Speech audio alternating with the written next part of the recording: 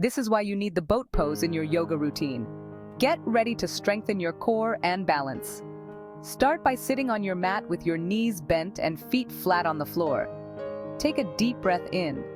As you exhale, lean back slightly and lift your feet off the ground. Keep your shins parallel to the floor, forming a V shape with your body. Engage your core and straighten your spine.